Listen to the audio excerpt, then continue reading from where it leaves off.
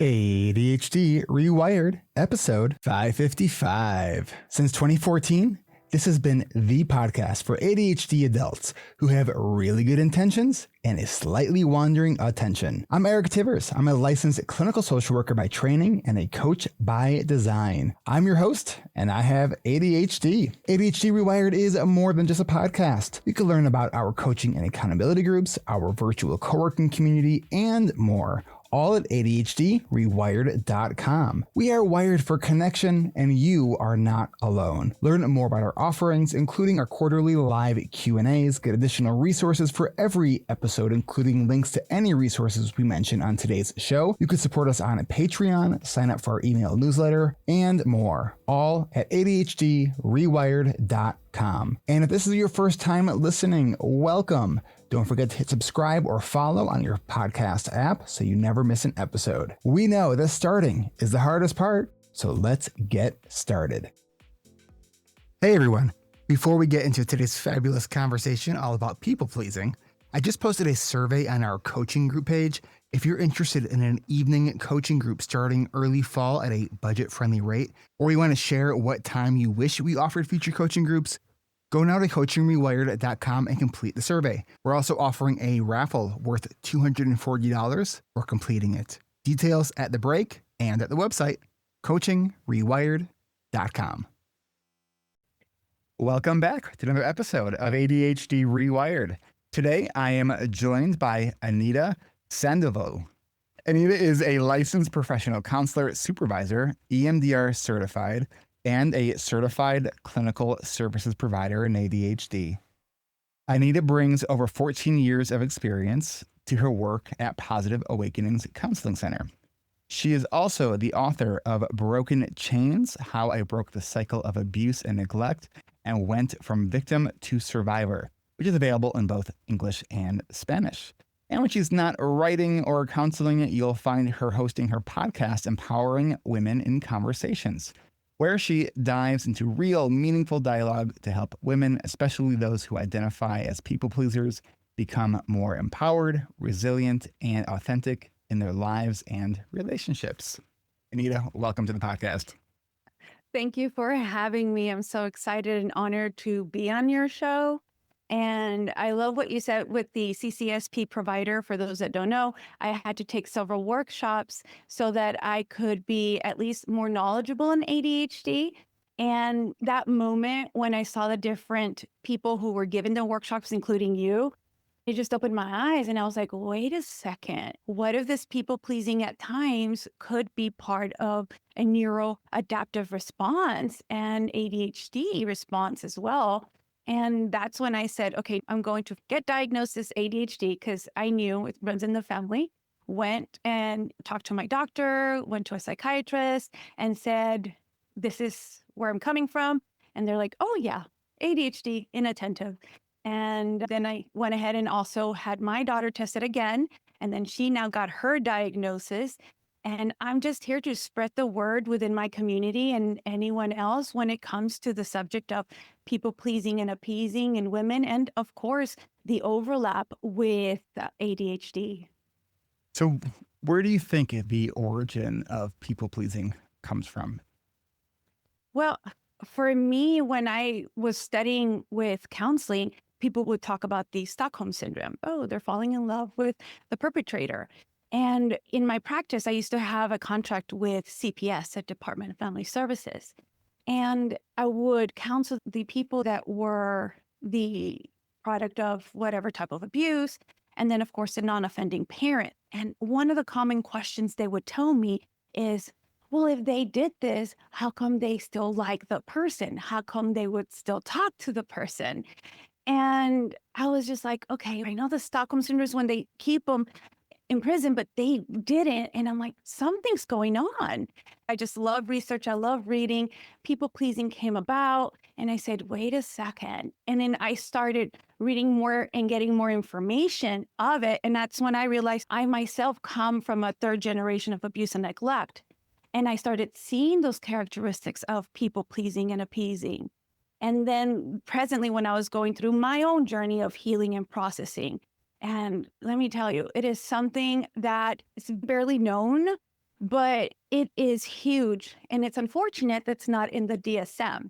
But hypothetically speaking, if it were in the DSM, I would define it as people-pleasing behavior pattern, because it's a pattern of consistency. And this is where it's a compulsion, where you prioritize other people's needs, emotions at the approval, at the expense of your own well-being, your own identity, your own autonomy. Would you say there's a difference between being conflict avoidance and people pleasing, or would you say there's kind of a big sort of Venn diagram, or it's more like an overlapping circle? Oh, I love how you said that. Okay, so the characteristics, because I'm going to get to that with the avoidant. So the characteristics, the excessive difficulty saying no. Oh my gosh, the guilt, the shame. Cultural programming, women, you're not supposed to say no. You have to be appeasing and always say yes. Chronic self-monitoring of what's going on. Always casing who's happy, who's not, trying to emotionally make everybody happy. The Sounds guilt. like hypervigilance. Super, yes, because it's part of the autonomic nervous system. It's fight, flight, freeze. Some people call it fawn, but I call it people please and appease, because there has to be somebody else to be able to conduct this behavior. You're not going to be people pleasing yourself, because that's the problem. We don't do self-care. Over apologizing. And so what ends up happening, people assume, well, it could be avoidant behavior. Well, yeah, they both involve the fear of disapproval, but people pleasers over accommodate rather than avoid. Both over accommodate with avoid. Yeah. Rather than, and then people might, could it be a subtype of a personality disorder? But not really, because dependent personality. What happens with people pleasers? They tend to attach with narcissists. Unbeknownst to them, they don't do it on purpose, but this is where they come up with failed relationships. My mother was a victim narcissist. Hence, I was a people pleaser, because I had to make sure she was happy, to make sure the household felt safe. And so what is a narcissist going to do? Always be around people who's going to cater to them. And they, like bread and butter, know who the people pleasers are. And so dependent personality disorder, yes, people pleasers can function independently, but they differ emotionally. And the dependence is more pervasive. So this is more like the emotional stability of wanting to feel safe. So that's the difference. There is a codependency feature there, but it's not really mostly dependent. They can be independent. That's why you have these high functioning people pleasers always doing something. So does that make sense? It does. It does. Borderline personality disorder, because that can also create these tendencies in others. Isn't that right? Oh, that's a good one. So it can overlap, but it lacks the identity instability and the relational validity of it. The borderline technically is a personality disorder. And that's where your internal view of a perspective of one thing and your outside behaviors don't match of societal functioning. And so with people pleasing, you do function in society. And the moods is less when it comes to the people pleasing, but when it comes to borderline, it may last like a couple more days. So think of it as a woman who they may have rejection sensitive dysphoria, which we can talk about in a bit. And let's say a boss gave them a neutral criticism and they're going to believe I failed. But the next day, she's emotionally regulated, back to functioning, maybe even want to overfunction. But then you take a woman with BPD, borderline personality disorder, they might spiral for days. After the same feedback, they may feel unloved, switching between blaming the boss, blaming themselves, engaging in self-harming, or relational sabotage.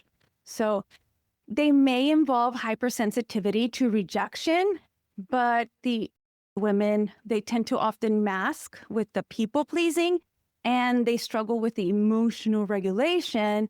And keeping in mind, an RSD is a neurological pain response, not a personality disorder.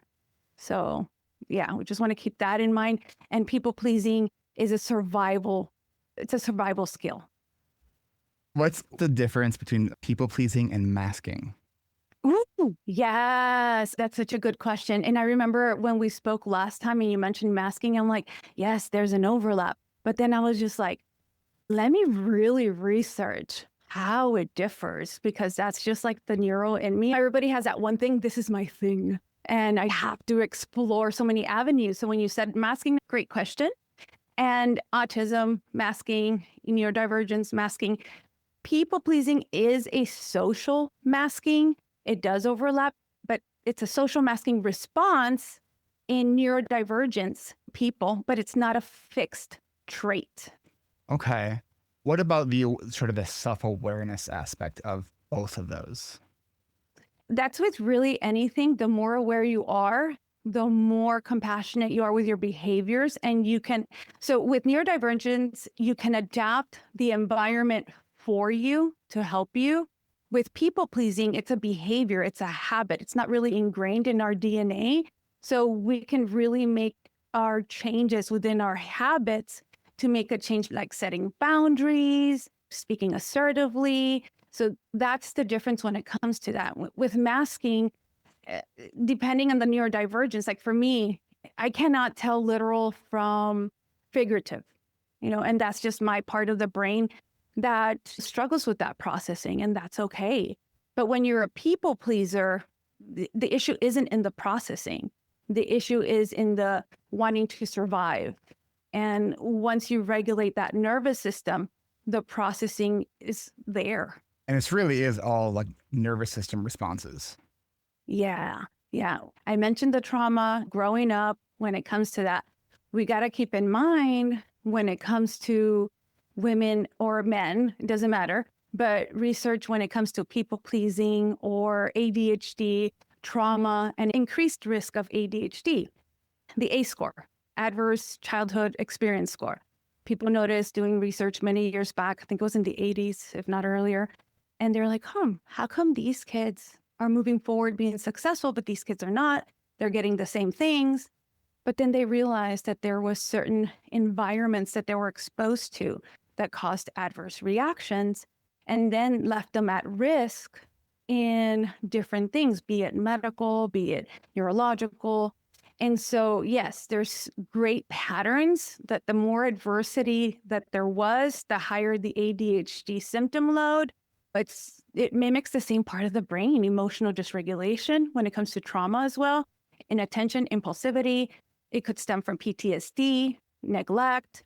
We have the same circuits with the dopamines, the serotonins. And so we have to also decipher. This is why I love the fact that I already know I'm ADHD. How can we discern, is this neurological or is this trauma-informed care that I would need?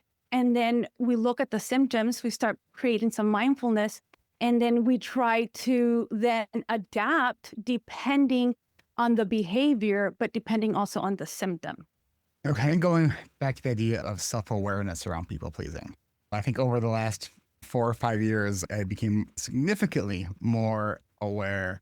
So I've been divorced for about 5 years, and I didn't think that I was the conflict avoidant in the relationship until I started working with a really good therapist, and then realized that, I was just as much part of the problem as she was with people pleasing or with being conflict avoidant. I think part of the journey of unmasking and realizing that I've been masking and not even realizing how much I had been masking. And so it's almost like this trifecta of conflict avoidance, people pleasing, and masking. How do you help clients take the mask off to become more aware of these people pleasing tendencies? Such a great question. The conflict avoidant, that's like one of the characteristics of people pleasing, because they want to maintain the peace. They can't tolerate, there's low tolerance distress that the nervous system can't manage. So they're just ready to appease and go, yeah, okay, whatever you want. Yes. So that is part of the characteristic. So this is my mole, this is my special sauce. I would use this with my patients. Oh my gosh, this is happening.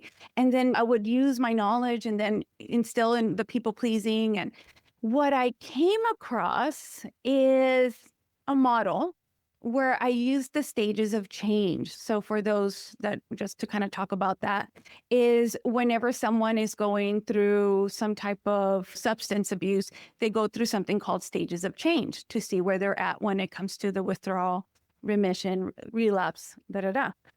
But then I also look together at the stages of grief.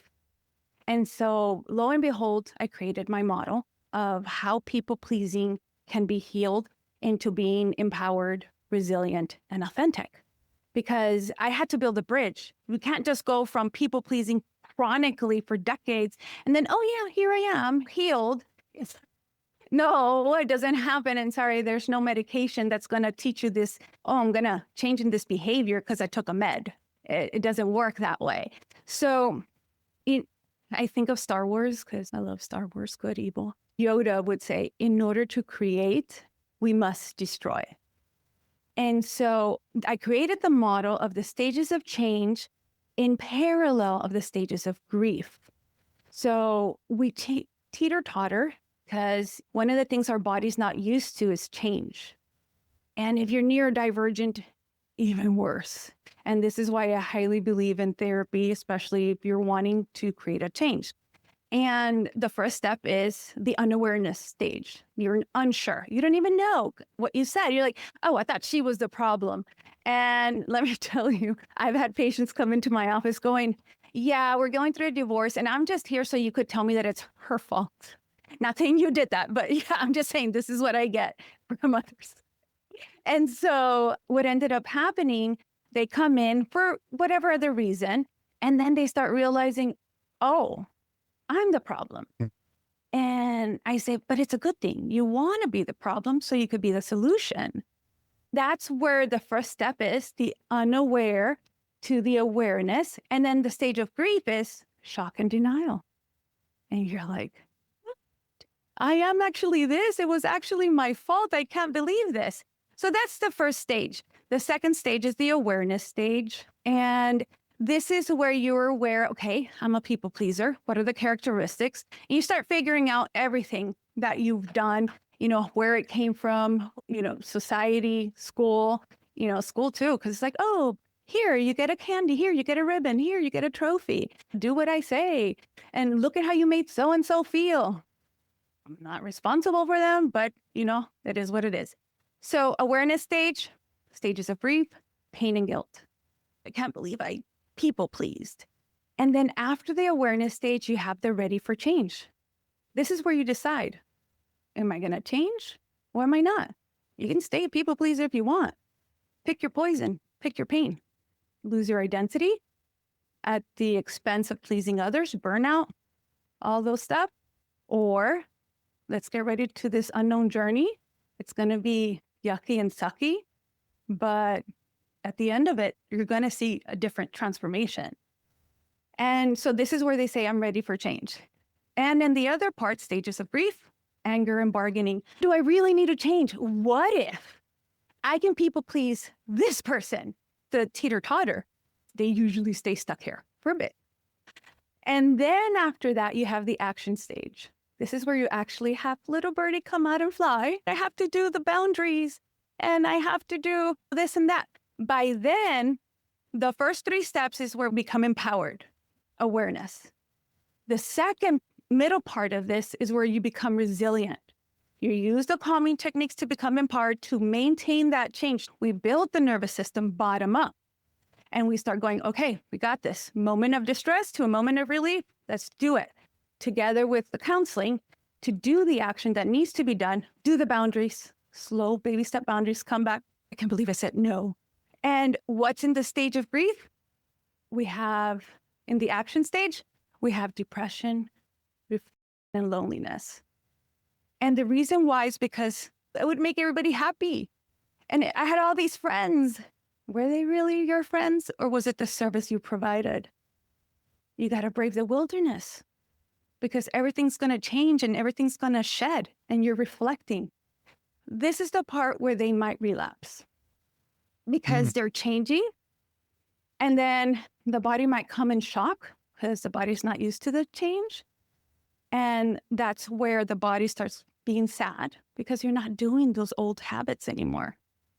You're now doing the new habits, but it's reflecting what you used to do. And it's lonely because it wants to go back to that, but it isn't. It's be like homeostasis. Oh, yes, yes. Yeah, think of it like having a fever when you have a cold because you have a foreign in your body. And it's like, whoa, wait, what? I'm actually putting boundaries, and then it's maintaining after that and sustaining the change. Fine, you did 1 boundary, 2 boundaries. And this always gets my patients. They're like, okay, I already did a boundary. The other people, they are respecting their boundaries. What happens after a month or 2? Everything's great, right? No more therapy, we're good. They come back in 3 months. Oh my God, my partner's doing the same thing over again. I'm like, are you utilizing the techniques and skills that were given? They're like, no, I don't need it anymore because everything's changed. And I'm like, this is a lifetime transformation. It's like I always turn to eating. Just because you ate a salad and lost all this weight doesn't mean you stop eating your salads and their proteins and all that stuff. You eat junky food, you're going to get fat, diabetes, cholesterol. It's just the way of the world. And the same thing applies with behavioral habits. What you do is what you're going to get. And so it's about maintaining and sustaining change. And when you do that, this is where in the stages of grief, you have the upward turn. You start seeing the actual within time and being consistent, the difference and the change. You start seeing new friendships, new support groups. You start seeing just a new of everything, because when you change inside, everything outside will change, but you got to be consistent with it. Time and effort. Which isn't always our strength with ADHD. It's such important work, though, especially if there are people in our lives who present as narcissists. It's something that I've gone through with my mother, who I don't really talk to. And it's interesting. I'm now coming up to my 2-year anniversary of doing EMDR. Man, it is. I always tell people I hate the therapy, and it's the most effective therapy I've ever done by a long shot. My partner that I'm with, it's funny, we refer to our relationship and call it our 1.0 and our 2.0 relationship, because we broke up for a while. And it was partially because I was getting dysregulated by her dysregulation, and recognizing that when she would get emotional, that was a trigger to me, because I had a mom who would often use emotions as a form of manipulation. So I immediately got triggered and pulled into it. And I was immediately like, oh no, what did I do? And the self-blame. And it's really been amazing. And if she's struggling with something, it is not even going through my mind at all. Oh, what did I do? Right? I'm just able to hold space. And it's a really profound difference. And while the work that I've done to get here has been super hard, like it's harder than I thought it would be. And I thought it would be hard. But it's been so worth it, because I feel like I have been taking all the layers of bullshit, just setting them down, and I don't need that anymore. That is no longer serving me, right? I thought I knew how to manage it. None of that is serving me, though. So it's just a really interesting thing to think about, that the people-pleasing sort of response as a response that really is coming from our nervous system based on the environments we've often have grown up in. Yes. And what you spoke of was like the last stages of change, which is you fully embrace the change. Can fall into old habits, but that's okay. I call them mini relapses, because you go through it again and then you fully embrace this change of who you are. That last part, because you have empowered, then you become resilient, and then you become authentic. You let go of all the BS, of all the masking and whatnot, and you're just you. And you fully embrace that with self-compassion. It's an imperfect, perfect self. And that's when you finally shed that people-pleasing. Now, it doesn't mean that you're never going to people-please, because there's times that, it's okay to people-please when it's aligned with your values, of course. And if you really are in danger, then people-please. If you're in danger, please do that. Do it if you're in danger. But if it's aligned with your values, do it. I did want to touch back in the EMDR, because I am certified in EMDR and I use IFS and family systems, for listeners who aren't familiar, which really does need a rebrand, because it has nothing to do with your family. When I first learned this, it makes zero sense. That's probably my autistic part of my brain going, that does not make sense. I'm way too literal for that. Wait, I have characters in my brain? What? Okay, that's my definition of IFS. I never even thought of it. I guess I don't even process IFS. I call them defense mechanisms. So I think my brain bypassed that. I don't even say internal family systems. And that's why I just say IFS, defense mechanisms, automatically in my brain. And sometimes people refer to it as parts work. It is. Yes. Ego parts work. And this is beautiful because this works within yourself. And no, you're not crazy. I tell people you don't have all these people inside of your body, but think of it as like if you're a parent, if you're a sibling, if you're an uncle or an aunt, these are all different parts of you and you're going to behave a certain way with each role.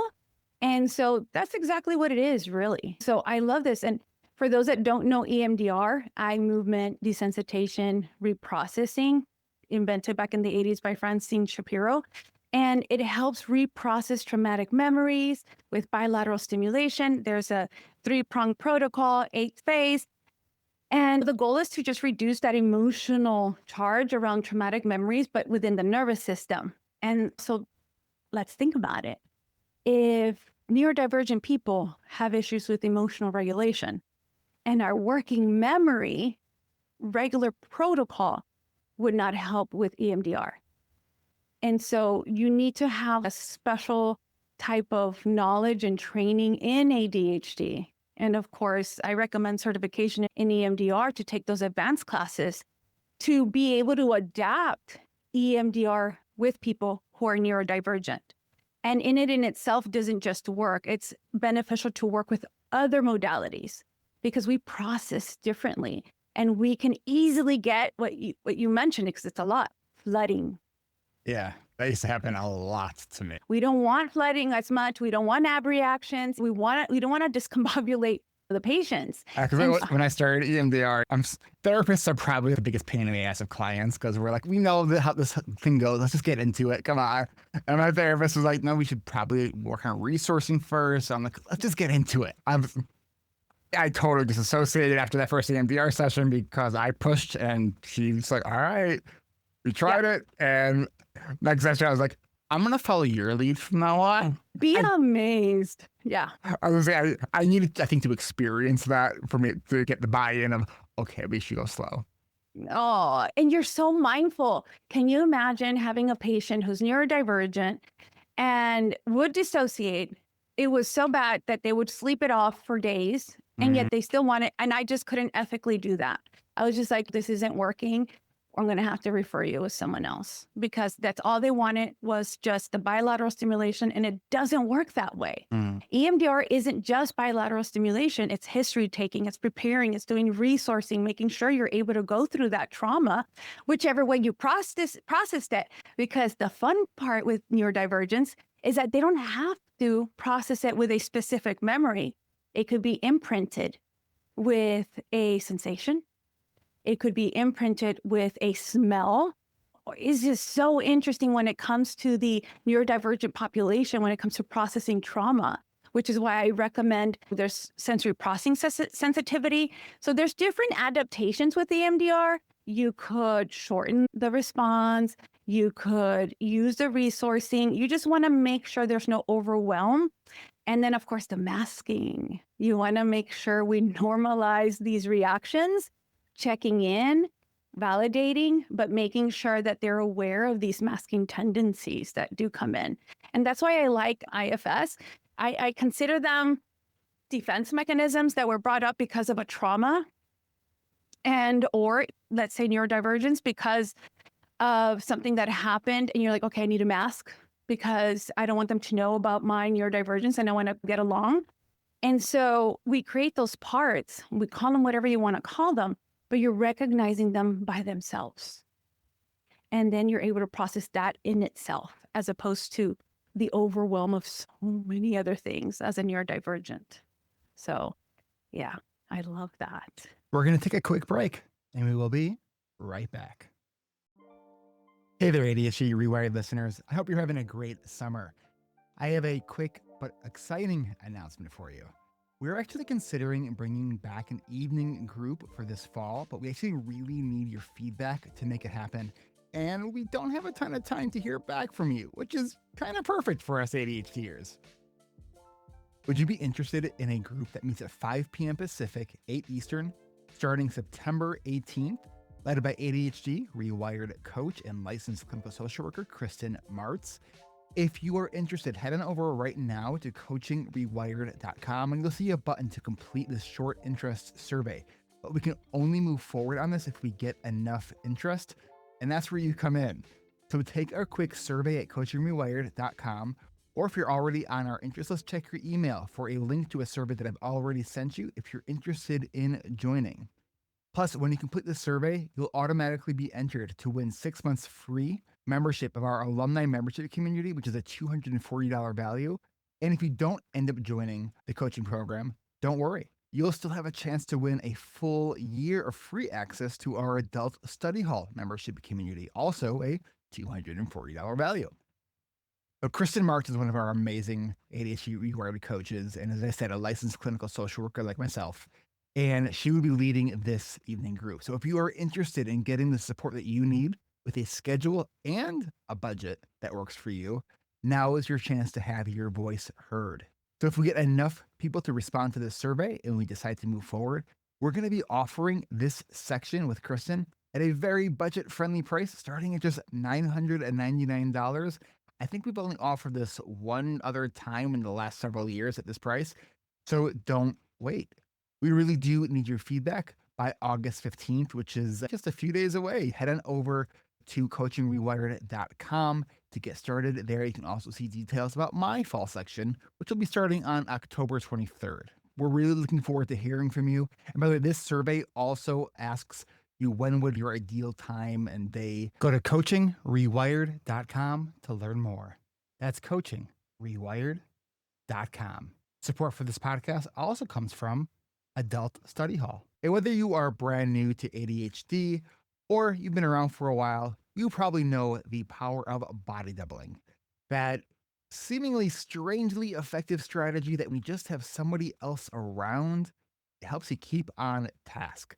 Well, that is what Adult Study Hall, our co-working community, is all about. Come check out Adult Study Hall at adultstudyhall.com. It's only $19.99 a month, or $150 for the year if you sign up for a full year. Come check us out. We have both facilitated sessions and a 24/7 quiet co-working room. We'd love to co-work with you. We'd love to be your body double.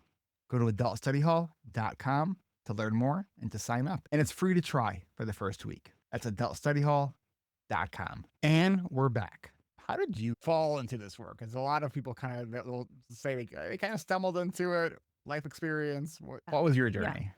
Wow. Yeah. Okay. So doing the counseling in my demographics, I live in the Rio Grande Valley, South Texas, deep South Texas, literally could see Mexico on the other side. And here in the border region, we have high statistics in different types of disorders, be it ADHD, trauma, because we live near the border and we come from mixed pot of different generations of different countries. And when you get uprooted from one country to another, that's in itself trauma when you come to another country with a language you don't even know. And so when I would do the counseling, it was just so difficult because they would come in with this trauma, CBT wouldn't work. And I'm like, I need to do more. Then I had my daughter. She was born with a visual impairment. And the neurodivergent in me is, I got to know why.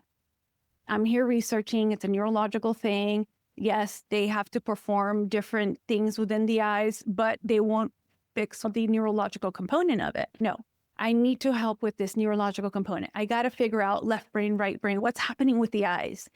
I heard Dr. Bruce Lipton and Mel Robbins talk about EMDR. What's this EMDR? Where was the last to know about things here in the Valley?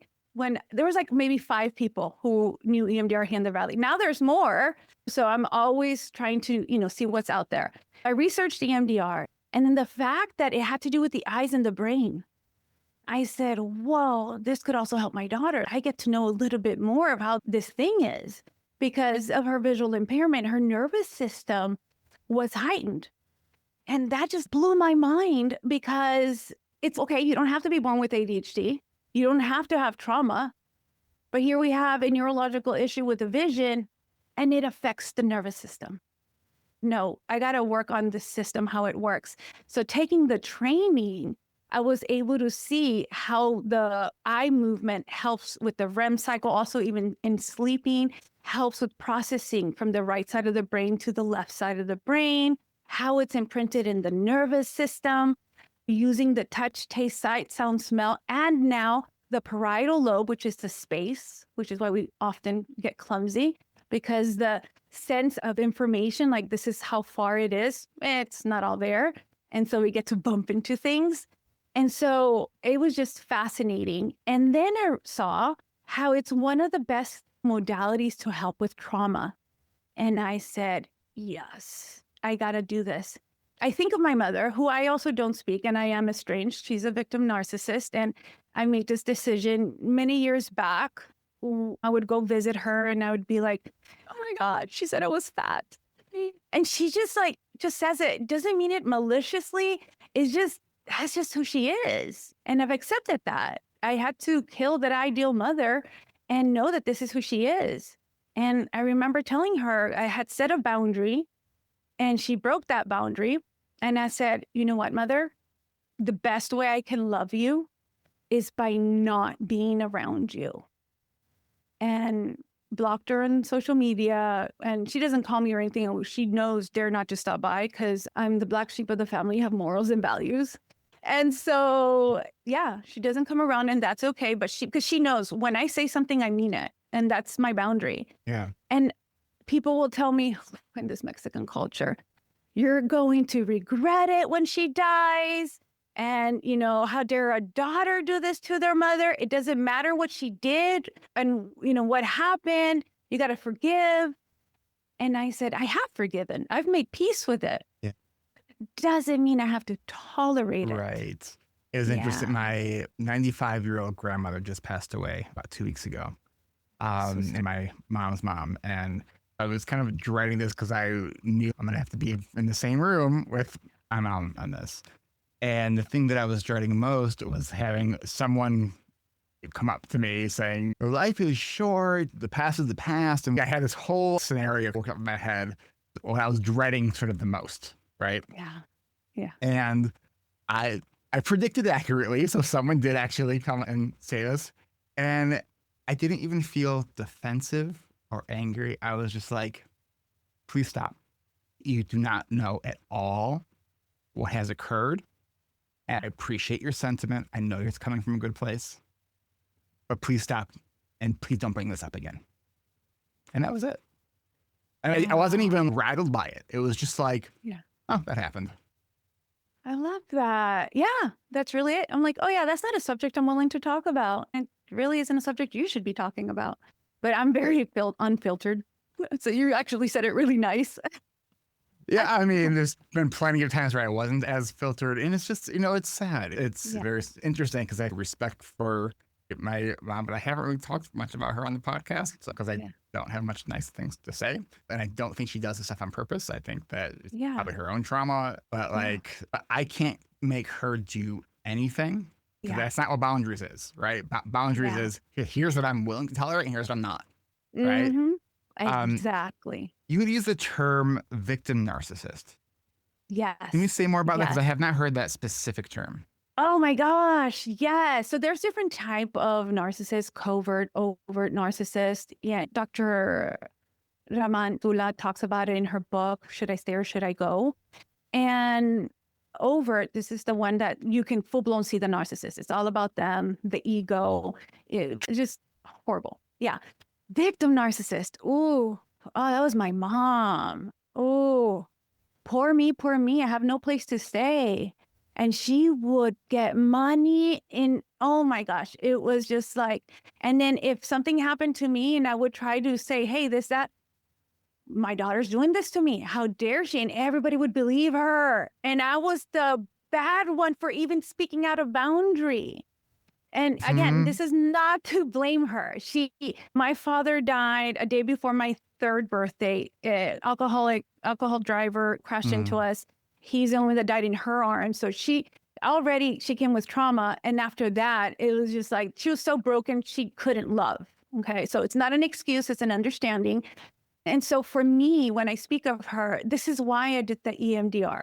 So victim narcissist, they basically see themselves as a victim personified. And if you say something, they will come back and go, look at me. And it's always something bad happening to them.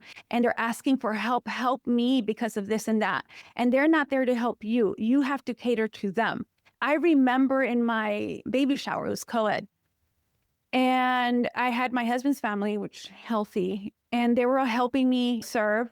And my mother said, how dare my daughter not serve me? I have to cater to her. I remember in my wedding, I had gotten 2 dozen white roses from my then mother-in-law. Mm-hmm. I was thinking, oh, Mom's going to be proud of me for doing that. She was pissed because I didn't get her flowers. Yeah. And I was like, are you serious right now? Oh yeah, she was real serious. And it's like, wow, she doesn't see it. And you bring something up and boomerang it and spin it around. And then all of a sudden I'm apologizing for something that wasn't even my fault or that I didn't do anything wrong. But I think part of that response is I almost become not overly apologetic, but where I assume if there was a conflict, if something happened, someone's upset, well, I must have done something.